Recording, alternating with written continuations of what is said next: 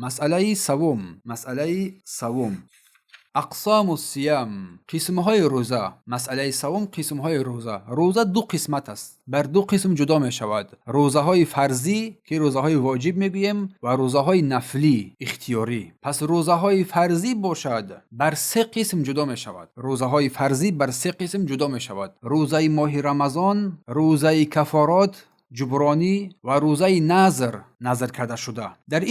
در این قسمت اول ما سخن میرونیم، یعنی در اینجا سخن تنها درباره روزه ماه رمضان سخن میرود و همچنین روزه نفل، و دیگر قسمت ها در جای خودش با وقتش به اذن الله تعالی خواهند آمد و ذکر خواهند شد. مسئله چهارم، فضیلت روزه ماه رمضان و حکمت مشروعیت آن. اولا فضیلت روزه ماه رمضان. از ابی هریره رضی الله عنه روایت است، میفرماید ان نبی صلی الله علیه و سلم، از پیامبر صلی الله علیه و سلم روایت است که قال، گفت: من صام لیله القدر ایمانا و احتسابا. اگر هر کسی که شب قدر را با ایمان و امید ثواب نماز خواند، نماز بگذارد، غفر له ما تقدم من ذنبه، گناهان گذشته‌اش بخشیده می شود. هر کی اگر شب قدر را با ایمان و امید ثواب شب زنده‌داری نماید، گناهان گذشته‌اش بخشیده می شود. و در دوام فرمودند که من صام رمضان ایمانا و احتسابا، و هر کس که ماه رمضان را از روی ایمان و امید ثواب روزه بدارد،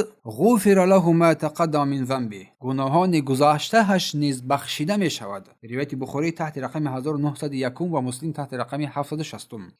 و باز از او، یعنی از ابی هریره رضی الله عنه روایت است که پیامبر الله صلی الله علیه و سلم فرمودند: صلوات الخمس، نمازهای پنجگانه، و الجمعه الی الجمعه، از جمعه تا جمعه دیگر، و رمضان الی رمضان، از رمضان تا رمضان دیگر، مکفرات لما بینهن اذا شنبت الکبائر، سبب مغفرت گناهان بندگان میگردند اگر از گناهان کبیره دوری بجویند.